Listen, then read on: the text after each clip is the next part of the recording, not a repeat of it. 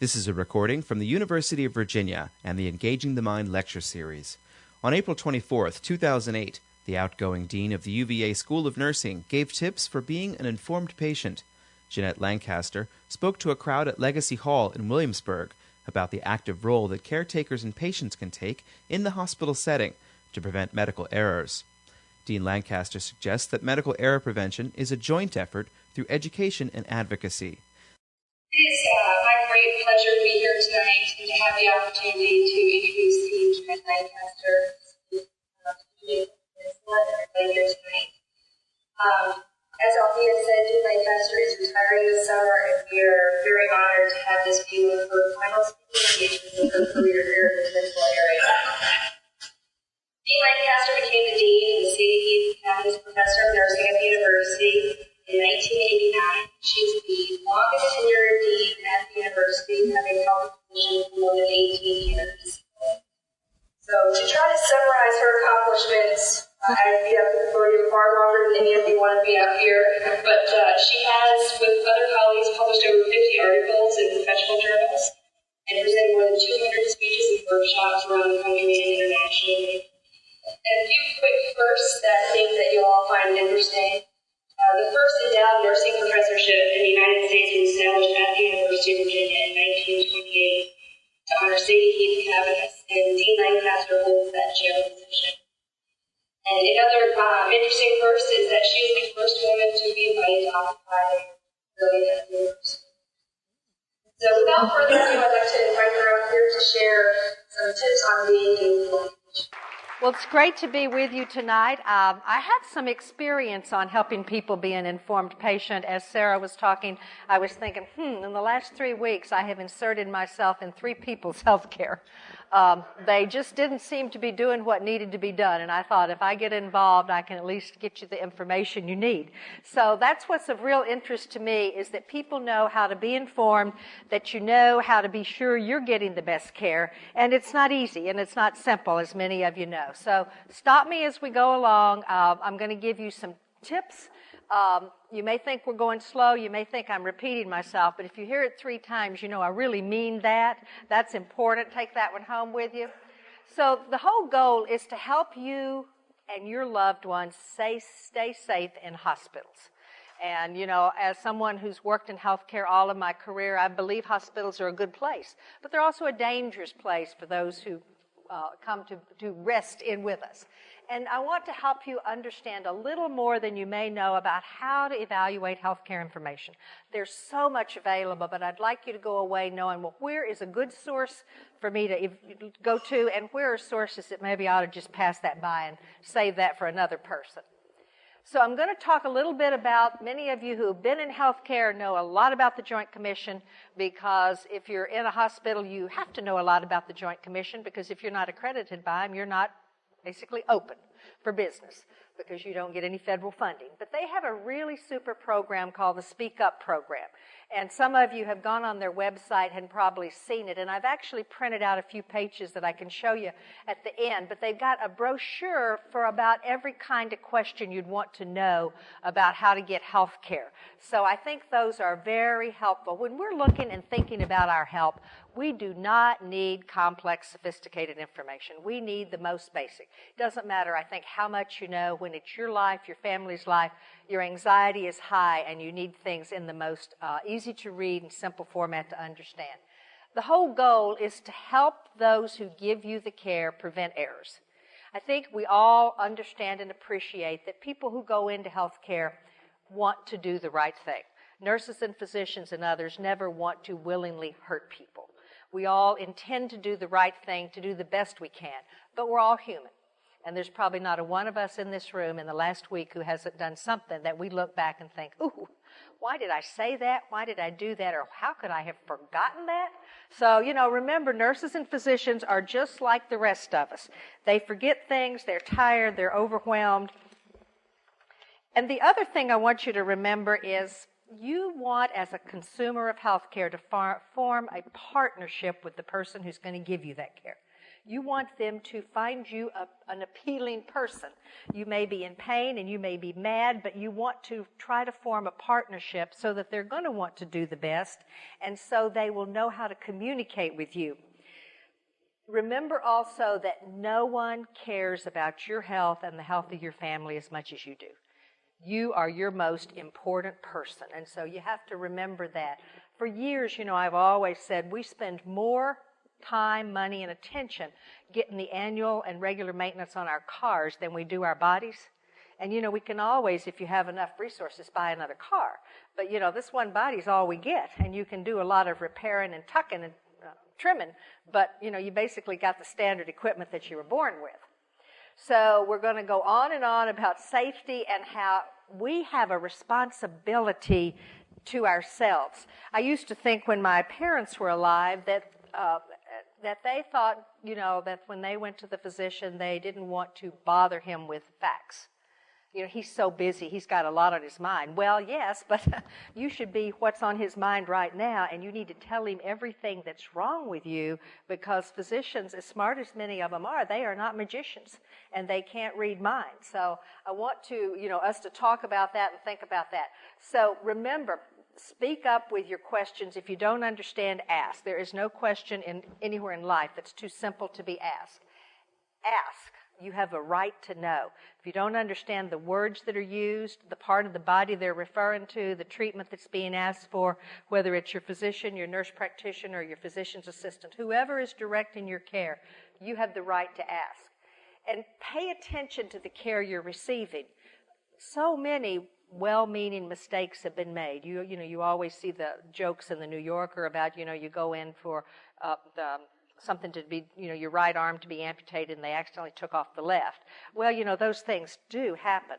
One of my associate deans came to work the other day and she was going to have surgery that afternoon, and she had big NPO, nothing per mouth, on her hands so that everybody would know she couldn't have anything to drink that day.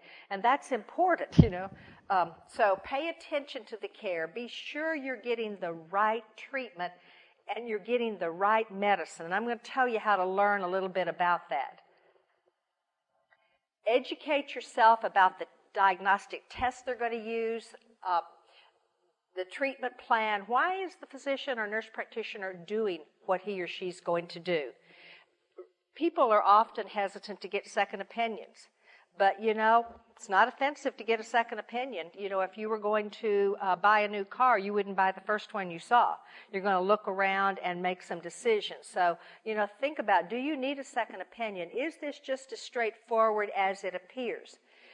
One of our university employees was going to have surgery the other day, and he was telling me what he was going to do, and I was rather horrified. So I decided to ask one of our nurse practitioners, who's quite an expert in this field, what would you do if my friend was going to have prostate surgery?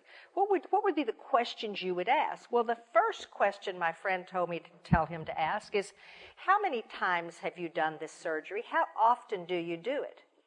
Well, the young physician, we learned from my friend, was young, very pleasant, but he had only done it 7 times. Well, I'd rather have a little bit older person who's done it about 7 times that week than 7 times in total. I mean, I understand people have to learn somewhere, but maybe not on me. So, how often has the person done it? What have been their success rates with doing it?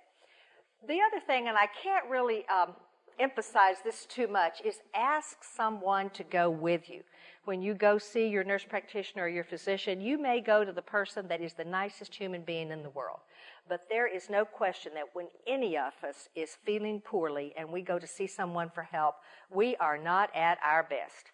Your mind is wandering. You forget to take your list of questions. You can't even remember exactly why you're there. So take someone with you so that you, someone who can listen for you. I had a funny experience lately. I went to visit a friend, and she was not well. And she told me, I could see what her symptoms were. She had vertigo. She had labyrinthitis. I thought, I'm a psychiatric nurse, so I'm really clever at diagnosing things. But I just diagnosed her as having labyrinthitis, and she told me what the medication the physician was giving her, and she said he was giving her Valium. And I said, well, that's just not computing for me. You should be taking something else. So I said, we're going to go back to the doctor. I'm going to go with you. And she then said, now this is a smart, well-educated woman. She said, well, he scares me. And I said, well, he isn't going to scare me.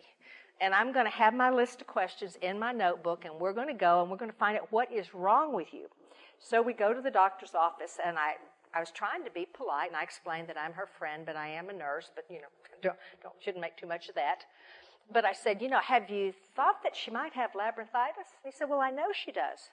I said, well, had you thought about Antivert? He said, well, yeah, I put her on it, but he put it on her for 3 days. I personally thought that was a little short.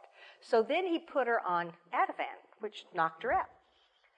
And I said, well, we took a vote on the way up here, and we decided that if the choice was between vertigo and being knocked out, we're going to take vertigo. So he left.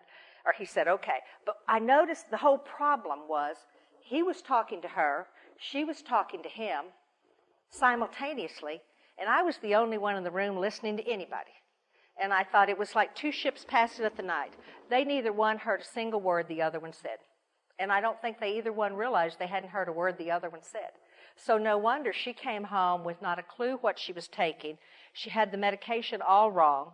I really don't think he was doing his very best either, but that was, we got that straightened out. But you do need to take someone who's more objective and who can ask the questions. I happen to know about labyrinthitis because my husband suffers from it. Wasn't anything I learned in school. I didn't know it was because I was a nurse. I've just seen it so many times that I knew what the symptoms were, and I knew what the best medication was, and I know it's not going to be cured in 3 days. So, take someone with you. The person doesn't have to be particularly knowledgeable, but they have to be courageous and willing to speak up on your behalf. Because, as I've said, we are not at our best, no matter who we are. We're not at our best when we're a patient. Know your medications and know why you take them. See, my friend neither knew her medication nor why she was taking it because she had everything confused and mixed up. And medication errors are, as you know, because you've read about so much of this in the literature, medication errors are the biggest problem in healthcare. And a lot of them can be combined. Can be prevented. I was thinking ahead. I'm going to mention this again in a minute. But one of the things that I think we must remind ourselves to do, how many of you take over-the-counter medications? Claritin, Tylenol? Okay. Probably all of you, but some of you are just reticent. How many of you take herbal supplements and minerals and things of that nature? Do you always, when you see your healthcare provider, tell them exactly what is on the list of the over-the-counter you take and your herbal remedies and supplements? Good. And don't forget to do that because, they may not know that, we're taking 16 different supplements that are all in and of themselves very good, and probably any one of us has an entire cupboard full of the supplements that we take. Supplements are wonderful. But your physician or nurse practitioner needs to know what they are because they may interact poorly with the medication they're going to prescribe for you. So use a healthcare organization that has been evaluated as being a beneficial organization that has good safety standards. Any of the places you would go to in this geographic area would fit that bill. It's very hard in most communities to find a place that hasn't been certified as good by the Joint Commission because of the regulations. But remember, you are the center of your healthcare team, and you've got to participate by paying attention, by listening, and by speaking up. Let me catch up with my notes here. So I want to talk a little bit about how to prevent errors if you're going to have surgery, because this is something that in due course all of us will probably have this opportunity, and how to prepare for the surgery. Obviously, you want the right procedure to be done in the right place. That seems pretty logical. There have been occasions when that hasn't happened. But you also want to think about what you can do to prevent infection and what are the ways to prepare for your surgery so that all goes well. Let me go over a few of these with you in more detail. first of all, if you're preparing for surgery, so here are some things to be sure to think about. When you go to see the provider who's going to do the surgery, ask the person, tell them about any prescription or over-the-counter medications you're taking, because some of those are going to need to be stopped a period of time in advance. And if you don't stop them in time, you're going to get there for the surgery and highly anxious, and you've made a lot of effort to get there, and they can't do it because you have substance in your body that are going to counteract and interfere with the surgery. Be sure and ask, because trust me, people don't tell you all of these things as you might like them to, but ask if you can eat or drink before your surgery and how long before. Write your questions down. You might think this is rather inappropriate, but I was going to have a few years ago a colonoscopy, and those are just nasty, unpleasant procedures. And this was, when you had to drink that gallon of oil.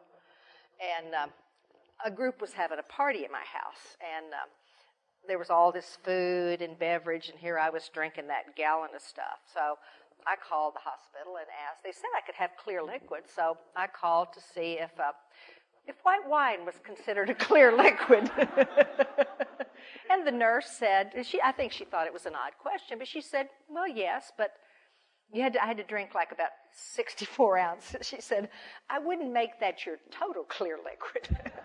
I was only thinking of a glass. I wouldn't advise it. The more you drank that stuff, the white wine was just wasted on that aftertaste you had. But, don't hesitate to ask. People may think you're a little goofy, but you don't have to necessarily give them your name. You can just sound pleasant and say, I'm having a procedure, and I just wondered. And maybe they won't ask who you are, and they see you in the grocery store think, oh, brother. So I've told you about taking someone with you, and you certainly want to have someone go with you when you have surgery. And then be sure when you come home that there's someone to help you. We all think we're going to recover in about 3 hours. And, unfortunately, it doesn't work that way. So be sure you've taken care of who's going to take care of you. Now, you may think this is a little basic and that all of you know this, but let me just remind you that before you leave home to go to the hospital, take a shower, wash your hair.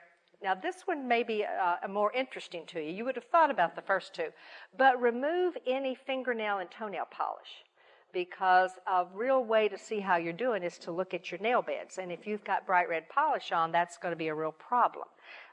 Obviously, leave anything that you want when you return at home. A lot of people come to the hospital with a lot of jewelry on, and a hospital is not a good place to be wearing jewelry because it's hard to protect it for you. You know a lot about signing an informed consent form, and I'm not going to go over that.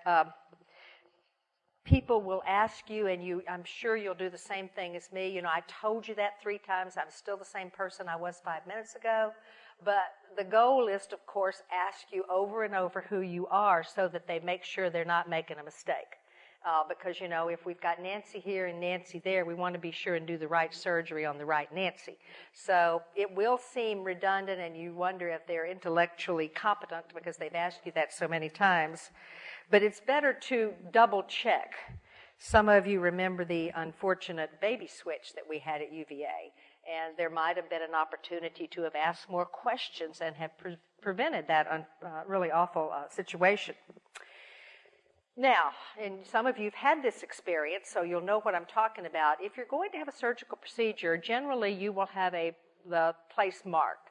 So you'll get a nice red X or something. And that's important. A few years ago, I took my brother to UVA. He needed to have surgery immediately because his own doctor in Texas had just kind of blown him off, and he had a broken toe.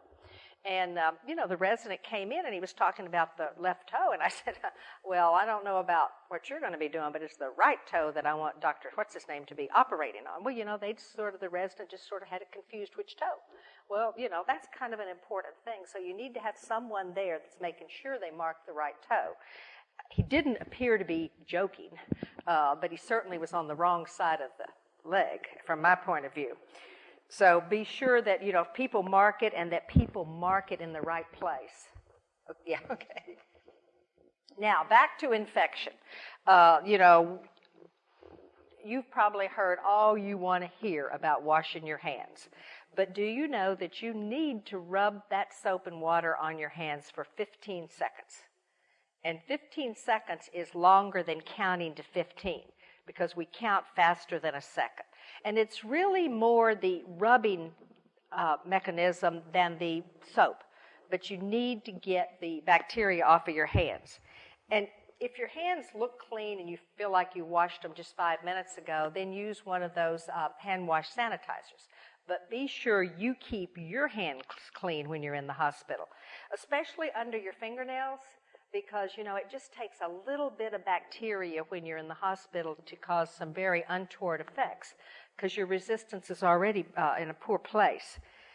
And also, and you may think this is really rather elementary, but be sure to wash your hands anytime before you touch food, your food or anybody else's, but also after you take out the trash. We're busy and we take out the trash and we sometimes may forget to wash our hands. But our trash receptacles are usually not the most germ-free items in our home. They say the kitchen is by far more fraught with germs than the bathroom. And so the kitchen is the place you need to keep the cleanest. So be sure you wash your hands when you play with your pet. You know, many pet owners would say that their pets are cleaner than them, and that may be true. But your pet's often been in the litter box or out in the yard and may have brought in something that you don't really want on your hands. So you can't overwash your hands too much. This is one of the things, and I'm sure you're a more enlightened audience, but we have employees, and we all want employees in our organizations that are dedicated to the University of Virginia. But dedication becomes poor judgment when someone comes to work sick and shares the opportunity with everybody else. So, you want your employees to be dedicated and to care about their work, but you don't want them to come to work if they're running a temperature, if they have the flu, or if they have something that's going to be rapidly shared with everybody. Let's see. Did you know that when you sneeze or cough, the germs can travel 3 feet or more? Have you ever noticed on an airplane that person 3 rows back sneezes and 24 hours later you got that whatever that person has? I'll give you a little tip about this. Now, some of my friends make fun of my travel tips, but I actually think they're very helpful. If before you board an airplane, and they're the most congested where there's a lot of recycled air, put some sort of like a Vaseline, or if you're desperate, pop your vitamin E tablet, or or your fish oil nowadays. But basically, you want to coat the inside of your nose and form a protective barrier, because then when the guy 3 rows back sneezes, it's not going to be your nose that catches that vapor. So think about that. I've tried it for many years, and I've had a lot fewer colds since I've been lubricating my nose with whatever. If you're really desperate, you can use your lip, your lip stuff. Just don't, You need to put a little on your finger. You kind of follow me conceptually there, but you really get desperate. You get on that plane and you forgot your little bottle of stuff, and so you look in your purse and what have you got? And so it's better to use something that seems odd than to go without nose protection. So that's my personal tip for the day. Now this one I think is hard. But I think it's important, but I think many of us would find it difficult. Be sure the person who takes care of you has washed his or her hands. And, everything we read says, ask them to wash their hands. And I do think that's hard to do.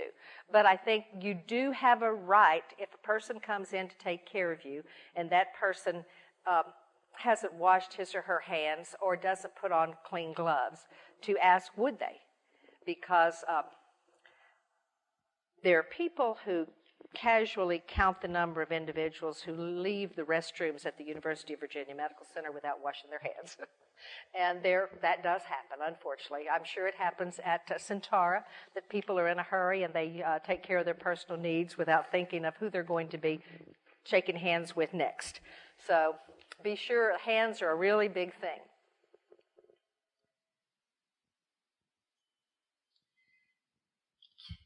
Keep your medications on a card so that you can always tell whoever's taking care of you what you're taking.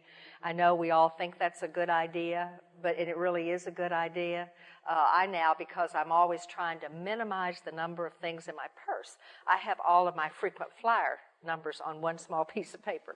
That way I don't have to carry 6 airline credit cards. So if you would think if I could go to all that trouble and have all the hotels and all the airlines on one small piece of paper, I could remember to do that. And I think we do a lot of other things and we're so well organized, but sometimes we slip when it's taking care of the thing that might be the most important to you. So when you get a medication from the person who's prescribing it for you, be sure you understand what it's for. I've recently learned that pharmacists at the local places we all go to are absolutely invaluable sources of information. So you go pick up the prescription, you go home and you start reading that, page of small print, and you think, I didn't know that was for that. That's not what's bothering me. And so it's good to call and the pharmacist can say, well, yes, but it is treating the symptoms you presented with. That's not its primary responsibility. So don't hesitate to ask. Be sure and read the written information. Have you ever, taken an entire round of medication and after it was over you think, I wonder what was on that piece of paper? And, 10 days later you read it and, well, isn't that interesting? It would have been good to have known that earlier. And so it's better to read it at the time rather than reading it later. And I've talked already, but it is so important to I personally take them. My herbal remedies, when I get a new prescription, I take them and, set them all out, and the doctor or physician can say, this is going to work or this isn't going to work. I mean, you do feel a little stupid carrying an entire tote bag and you lay out a whole string of herbal remedies and vitamins, but better to know and feel a little goofy than to have an interaction that wasn't the best one for you. Be sure you understand what the most likely side effects are. Now, with some of us, if we think there's going to be a side effect, we will definitely have that side effect. It's that thinking ahead and planning to have that side effect. But it's good to know what would be considered a side effect of that medication so that you can stop taking it, if anything is going wrong. Be sure that you understand exactly how you're supposed to take the medication. This was a very long time ago when I was a nursing student, and I went into this patient's room and I was going to give this gentleman a glycerin suppository. So I asked him, do you know what to do with this? I would not have gotten an A for the day had the instructor been there. And he said, yes. Well, I took it at face value. And so I turned to go out and I thought maybe I better look back. Well, he was about to put it in his mouth. Well, that is not exactly where a glycerin suppository goes. So most of us would know a little more about where to put things, but be sure you find out if it's a pill. Are you to chew it? Are you to let it melt in your mouth? Or are you to swallow it? Because there are subtle differences in absorption time by, how you consume the product. Be sure to find out if you can drink alcohol with the medication. I called the pharmacy the other day after I'd gotten a new prescription. It said, never in this lifetime have a drink of alcohol with this. And I called the pharmacist. I said, how much is too much? And she said, well, a glass isn't going to hurt you. But if I had gone with just what was on that printout, I would have really been sad. I wouldn't have had any wine at all. But she said, you don't want to drink a liter, but, a little dab will be fine. So, read it carefully, but then inquire if you have a need to know or a need to try to, let's make a deal about this. Also, be sure you get written instructions about both the names of the medicine and what they're for. Now, most of our medical plans, our pharmacy plans, and the pharmacists we go to give you really good instructions. But don't come away without some medical instructions. Okay, planning your recovery. You are washed from head to toe. You've had your surgery, and you're just feeling dynamite, and you want to continue feeling dynamite. So here are the questions you need to ask as you are about to leave the hospital. And today it may be, 2 hours after surgery. So you need to have these questions written down because you may be, getting the busman's rush pretty quickly. How soon should you be feeling better after you leave the hospital? If it's with that surgery normal for you to feel really bad for a week, you want to know that, because then if you go home with the anticipation that you're going to feel good the next day, you're going to be really concerned about what's going on. You want to find out how soon you can walk, climb stairs, go to the bathroom, prepare meals, and drive. I had some head surgery a few years ago, and I did think to ask the physician, he probably thought I was really not very bright, but I said, can I go to yoga tomorrow? He said, is that the kind of class that you stand on your head? And I said, well, no, I don't stand on my head. I can't do that. He said, no, you are not going to go to yoga. And I said, well, some friends and I are going to do a 14-mile bike ride. He said, well, your friends will be riding the bike, but you will not be riding the bike. But, I thought, well, I feel really good. What's wrong with my head affect, my posture and my bike riding? But he said, you don't want to shake everything up that I've just been working on. He said it a little nicer than that. So be sure to ask what your restrictions are going to be and what symptoms you should watch for. When should you know that things aren't going well? We all understand that if you get a fever of 104, you are not having a good experience after surgery. But what are the other things that would indicate that things aren't going well for you? Be sure to ask if you're going to need physical therapy, because that is often something that surgeons forget to mention. And sometimes in your anxiety about yourself, you forget to ask. But most surgeries are going to require some sort of physical therapy. And it's generally better to have it right after the surgery than 3 weeks later when you're not feeling good and you begin to wonder, should I have had physical therapy? So be sure and ask about that. What's the next step in my recovery? And if you have wounds, find out how long the normal course will be for that wound to heal. Is it going to be a week, 3 months, 6 months? How long is it going to take? So be sure and think about those things. I probably have more to tell you than you ever wanted to know. So let's skip over about being a donor, and we can come back to that if we have time.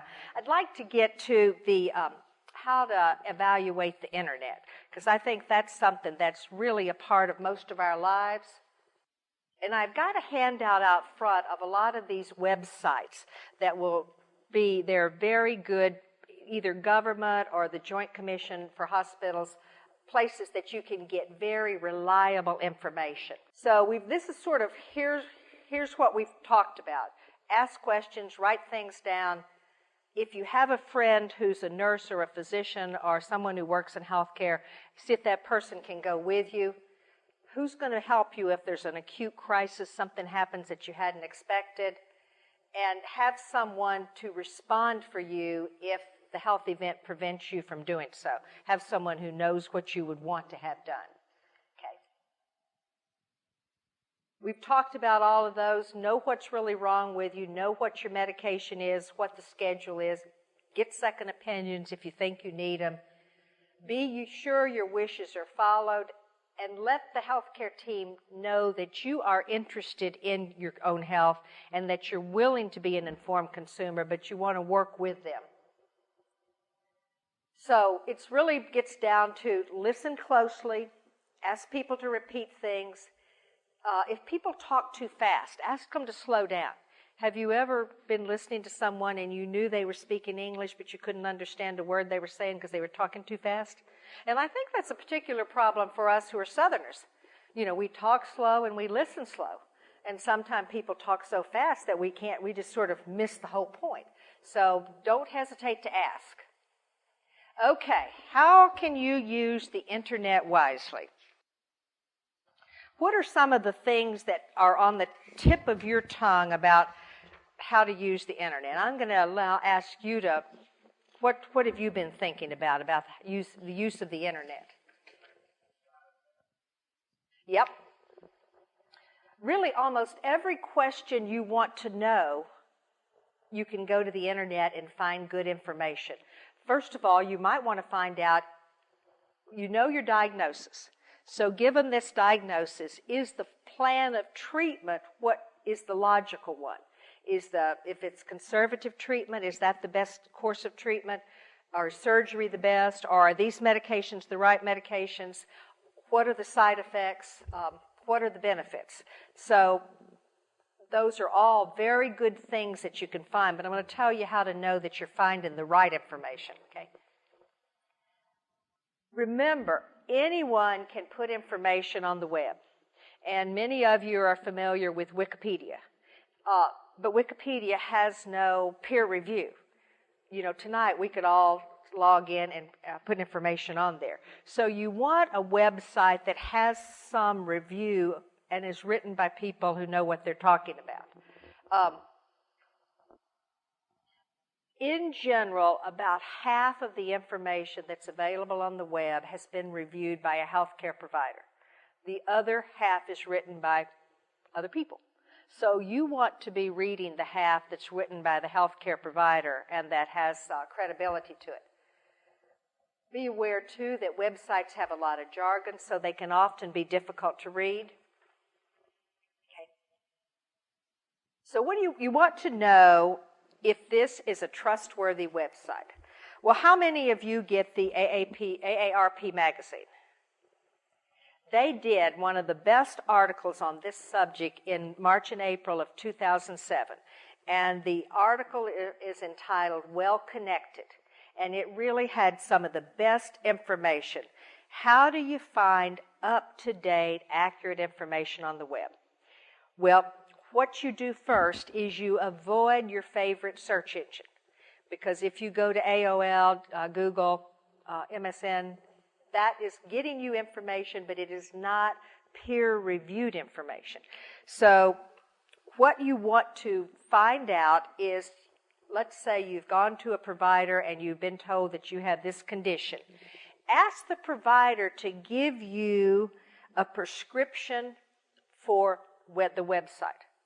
That is, what would be, based on what's wrong with you, a credible website? And then, what would be the key terms to search for? Because, you know, what you key in is going to direct you better. But nurse practitioners and physicians will know the websites based on your diagnosis that would be most likely to have the best information. And don't be fooled by a beautiful, highly sophisticated website. Not that there's anything wrong with a sophisticated website, but you want to learn who sponsors the website. And so there'll usually be a link on the website to who produced it. And so what you want to look at is who produced it. Generally, any website that ends with GOV for government, EDU for education, or ORG, which would mean that it's generally written by a nonprofit. Those are going to be some of your most reliable. You also want to find out when it was last updated. You know, if it's a gorgeous website that seems very informative, but it hasn't been updated since 1993, keep going. You know, medical information in 1993 is historical. I mean, right now, the world is changing so fast. And check more than one website so that you get some cross-analysis of how accurate what you're learning is. If you see the same thing in 3 reputable websites, then you can pretty well say, well, that's really the facts. But be very careful about that. Now, 2 websites that are kind of like the gold seal. You know, these would have the Consumer Report stamp of a good product. And this will be on the podcast, but one of them is called, it's www.hon.ch. So it's www.hon.ch. And that is Health on the Net, and it's a Swiss nonprofit that does this website. But it will evaluate other websites and give you some indication of which ones are good.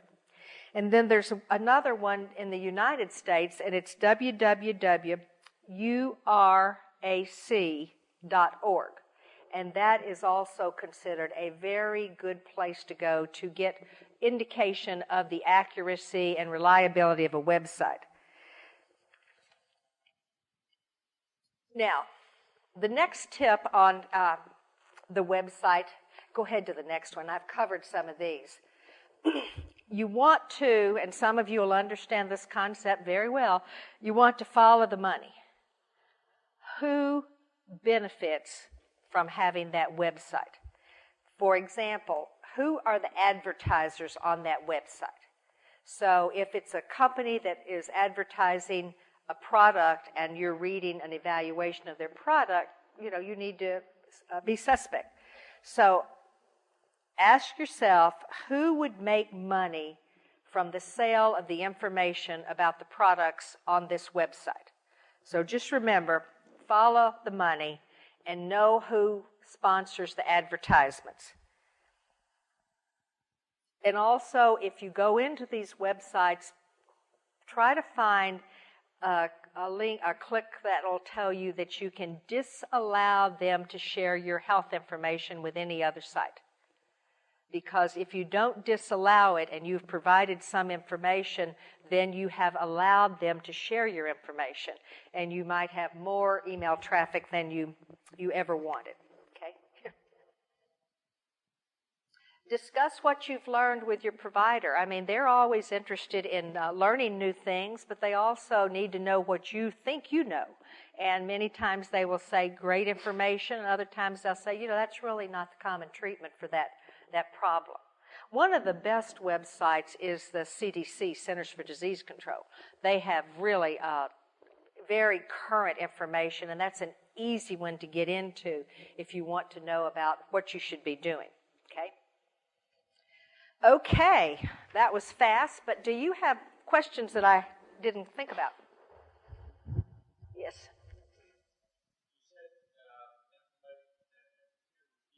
Mm-hmm.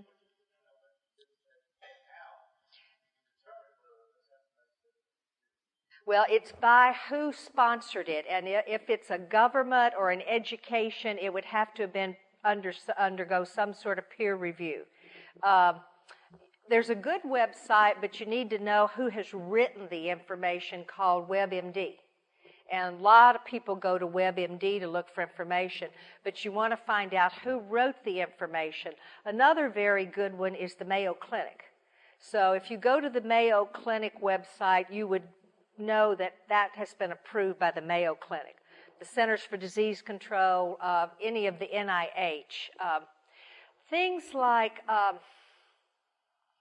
any of your very sophisticated nonprofits, like the American Heart Association, the American Cancer Society. So, look at sort of the Good Housekeeping seal of approval on the name. You may not know exactly, some of them will list who peer reviewed it. And if the physicians were, of course, UVA or Johns Hopkins or a good institution, you could think, well, they probably know what they're talking about. But you want to be sure that the person who put it up there and has produced it has the credentials to be saying that. Does that make sense? Yes.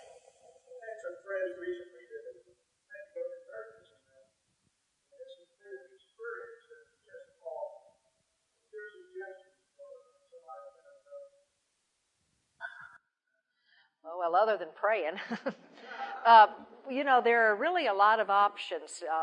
If you're in an accident, or obviously we would hope this would never happen to us, have a gunshot wound or something that you can't predict that it's going to happen. Obviously, you've got to go to an emergency room, and clearly they take the sickest people first. And you'd want them to if you were the sickest person. But if you're just, if you're really feeling crummy, but you don't think you're about to die, look at one of these prompt care. They can usually see you much faster than you could be seen in an emergency room. And, find out, does your physician or nurse practitioner have call after hours? And find out where they would suggest you go. An emergency room it's a difficult place because the waits are almost always long. Nowadays in any hospital, no matter how good they are, we have to board patients in the emergency room, and people may be there for a day or two. because there's no bed for them to go in. So the emergency room should really be what the name implies, emergency. But a lot of people go there because they don't know where else to go. But see if in your community there are any other places to go. If you go to the emergency room, if someone comes in with burns or a gunshot wound or something that's really very life-threatening, they will be taken before someone whose symptoms lead the staff to believe you're not going to die right then. Generally emergency rooms do a good job of triaging, but, where the sickest go first kind of thing, just like in the military. But very few people have a great experience from what I hear in an emergency room. It's not something you want to brag about in terms of, wasn't that just swell? Does anybody else have better ideas than to go see if there's a clinic that's open, see if your provider has someone on call in the evenings who will meet you at the office? Those of you who are practicing nursing and medicine in this community, yes? Yeah, that's an excellent suggestion. And if someone's not breathing, that can be very serious. So you do need to, if you're feeling bad and you think you're, going to deteriorate, say by 5 o'clock on Friday, call whoever takes care of you before the weekend. Don't go into the weekend feeling badly, because a lot of times it'll just take a call that people can tell you what's going on in your community, like what virus or what bacteria is around, and you may not need to be seen. But if you do need to be seen, it's better to be seen before 5.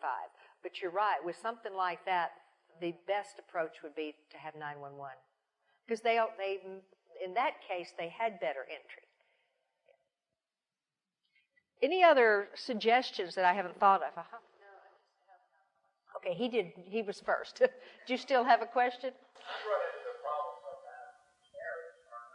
I don't know. I would call your pharmacist. There probably is a good website, but I think a pharmacist would know what it is. But generally, they should be able to tell you. The pharmacy I go to is very, very busy. But if you talk to one of the pharmacists on the phone, you have their total attention. And so that's what I would do, is just call. I wouldn't go in necessarily, because you might stand in line for a half hour. But or if you can get in. But yeah, ask, how close is this generic?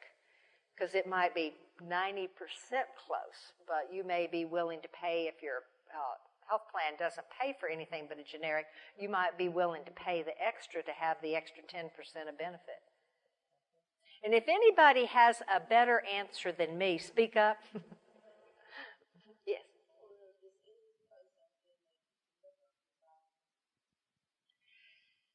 Yes, and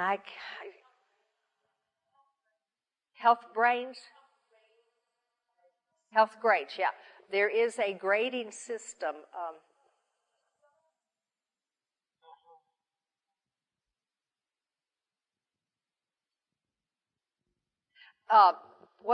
The question was, is there any place you can go on the web to find out how capable your physician is? And Cindy Allen said health grades, so it'd be www.healthgrades. Yeah, I use a real old-fashioned technique. I call a nurse who practices in that area to find out who's the best physician who does that kind of work. Because you want to ask someone who sees them day after day and knows their competency. And you don't all live next door to a nurse in the specialty area that you're interested in. Yes. Right. There are quite a few individual doctors that have health letters on the internet, health news.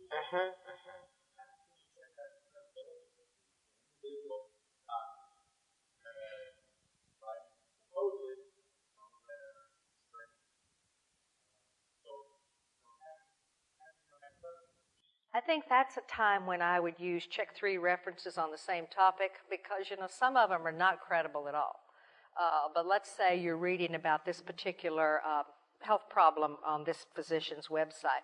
Then I would go to something like the Mayo Clinic, or one of the ones that's, very well known for its accuracy, and see if it says the same thing. Because some of them are really very self-promoting.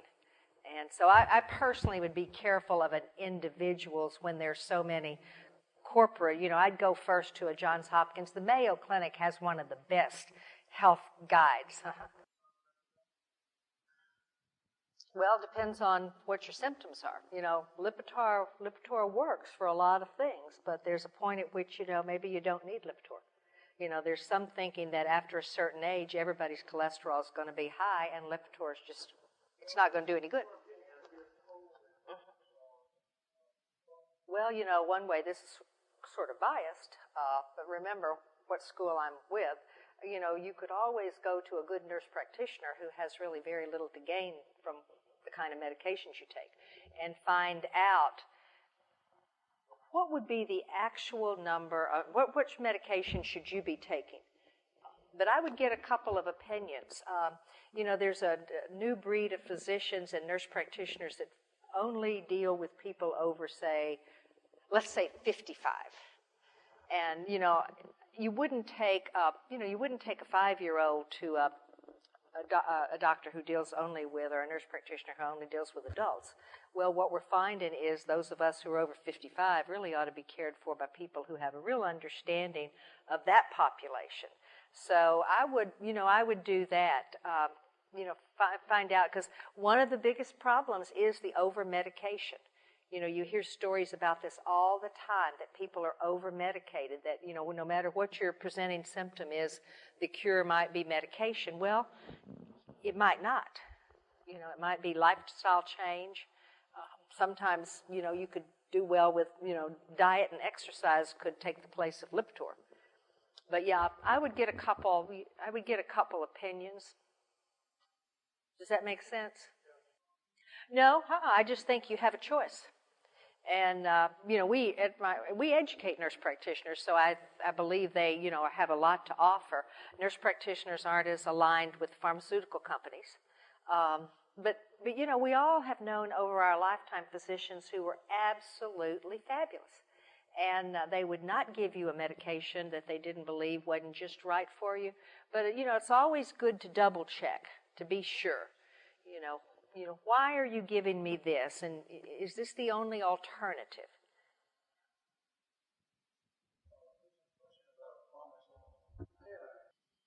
Not very. But I'll give you another reason to not feel secure. I was working on a book chapter yesterday on environmental health, and I had this article about the lead content in inexpensive costume jewelry, and how many of us who wear inexpensive costume jewelry are wearing jewelry with as much as 80% of the content is lead. And it was talking about children. And children have they're so much more susceptible to toxins.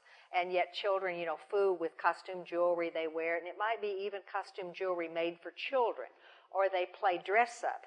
And, I had never thought about lead being in jewelry. That just never came up on my radar screen. But, I was looking for something about all of this information about lead in toys. But who would have thought lead in jewelry? So, I think it's a serious problem. Fish is a problem now because fish is contaminated, and the medication, and now jewelry, and yeah, what's that train that the toys that kids have? Thomas the Train. I just use that as an example, but it's been a lot of the very reputable toy makers. So,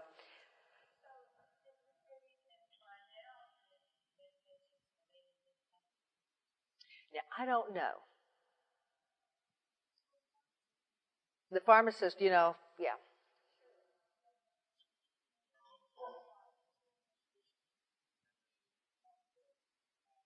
Yeah.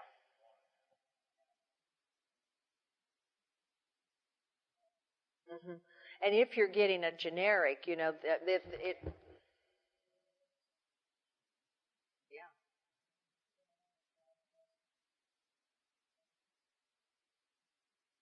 Yeah. So it's you almost feel like Sherlock Holmes about your own health, the food you eat, the water you drink, the pills you take, tracing them down, through from the beginning of the raw materials to the day you get it. Excuse me. Are we running out of time? Okay, good. Yes.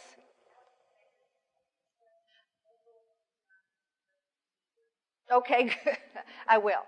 We were talking about the various items that have contaminants in them. And we were talking about how it's so easy to, the product may be made in one country, but then it's assembled, or the raw materials are in one country, the assembly's in another country, then it's shipped back to this country. And there's so many more and more items that there's somewhere along the chain of production a contaminant. Yes.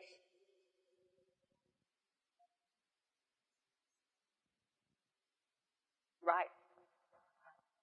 And heparin, that's not a medication that you take lightly at any rate. Whew. If my crystal ball were a little more fine-tuned, I'd make 1,000,000. Somebody asked me that question the other day. It was for a newspaper article.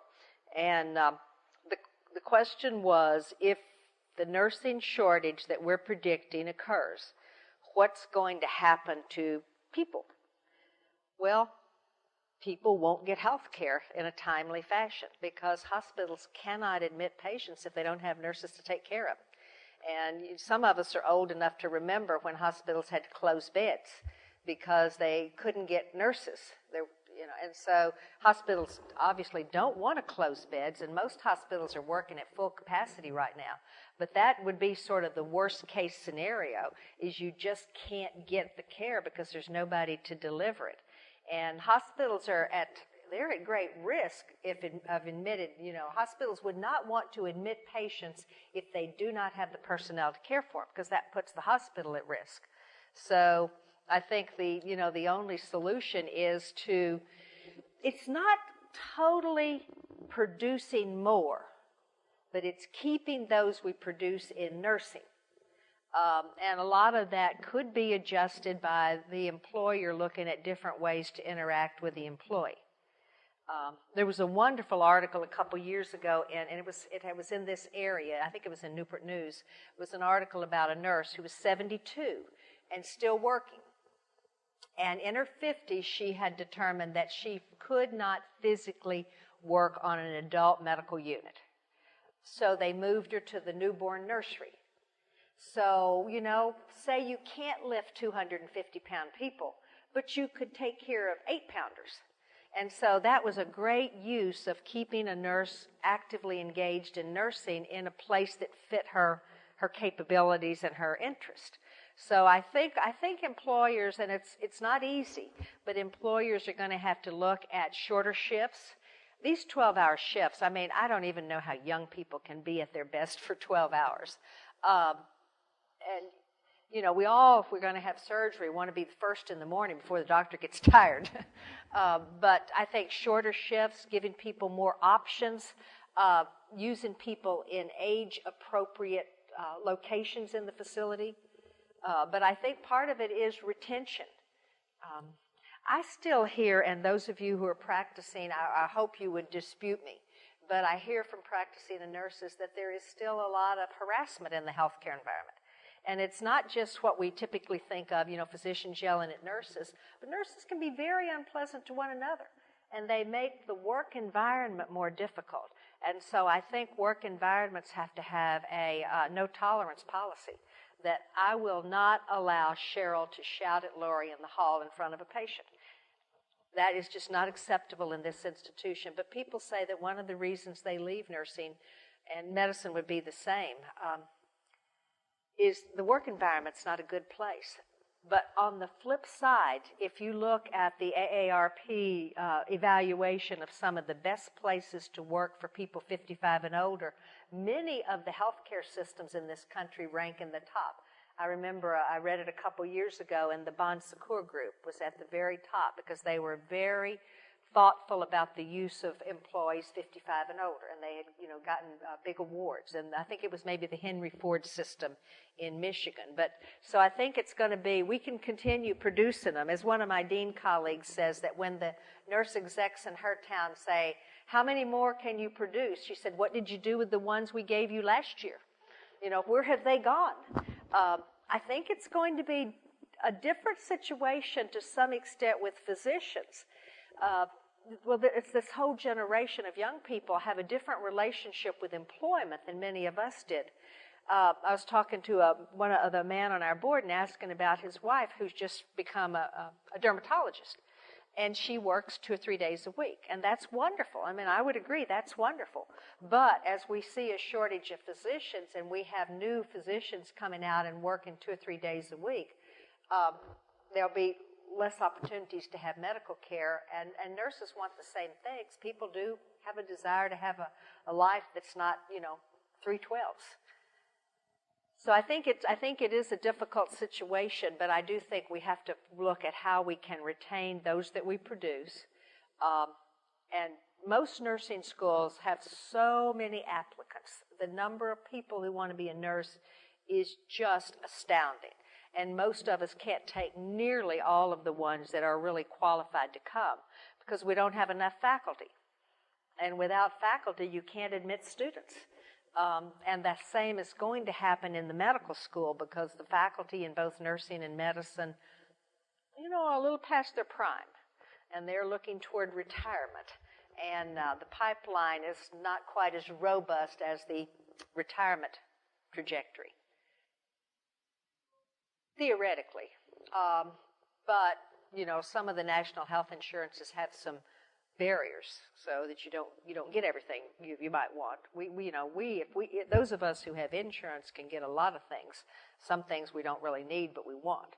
But yeah, I think it's a long shot to think that we're as a nation going to get clever enough to figure out how to provide health care to everybody. I think if we could provide some level, that would be highly desirable. Yeah. Oh, yeah. Yeah. That'd be wonderful. Many other countries are doing far better than we're doing. When you look at the statistics on the amount of the gross national product that's spent on health care, the grossest indicators of health care is mortality and morbidity. Those are pretty gross. You're either really sick or you died. But infant mortality is a rate. So the indicators are pretty rough indicators. But no matter what indicators you look at, we're paying the most of any country and we're getting the worst outcomes. But, many of the European countries are doing well. The Scandinavian countries, I understand, have very good health care. One of our faculty is Swedish, I think, one of the one of the Scandinavian countries, and she has an aunt and uncle who are older adults. And so as they have gotten older, the government has come in and redone their home so that everything is age appropriate. The commodes are higher, the counters are lower, and the government is taking care of making their own home age appropriate and livable, which will be a lot less expensive than having them in a long-term care facility. And most people much prefer to be in their own home as long as they can be. I'll tell you this one funny story. We have a lady, her name is Grace. And one of our employees met Grace. They go to the same church. Grace is 95. And Grace comes and gives a lecture to our students. It's in the class on mental health nursing, and it's on mental health of the older adult. And Grace comes and talks to the students. And the class is called Aging with Grace. And she is one feisty lass. So the other day after class, Grace said to this employee that she knows from church, I've been here the last 3 semesters. Could I have a title? She said, could I have a faculty title? I'm teaching regularly. And we said, well, sure, we'll give you a title. But, that's, of course, what we always want to be is like Grace. We want to be at 95, independent living, alert, witty, I might add, nice looking, slender, all of those things that some of us aspire for. But, she has lived, her life to keep, she's just probably got very good genes, too. But one of the things she told the students, which, these are undergraduates, and they are just so captivated with her, is that, she'd had people had come in and they'd looked at her home and they had told her what she ought to do away with. And then she went back to her house and she looked at it and she said, small throw rugs, I love them. I'm going to keep them. I know I might fall on them, but they're mine. Small dog, I like small dogs. So she knew that she had some elements of the way she was choosing to live her life that were not in her best interest. But she said, I have made an informed decision about the advice I'm going to take from well-meaning healthcare providers. And so pretty interesting people, and there's a lot we could learn from. But I think you're right. Things look a little less bright, but the good news in both nursing and medicine is the people who want to study these disciplines are just as smart as can be, and so they will intellectually have the capacity to do the right thing. And what we have to do is find a way to keep them doing the right thing longer. One of my colleagues is, Pat Woodard knows her and Cindy Allen knows her, Billy Brown. She's a principal in a search firm that does only nursing searches, and she is one lively woman. And Billy's 83, and she's saying, "I've got to slow down." But and we all want to be like that. That at 83 is bright and energetic. And I've known her for a long time. She has never looked so good. And so we have the capacity to live longer and better, but it's not easy. Okay, anything last minute questions? Well, thank you. You've been a great group. Thank you.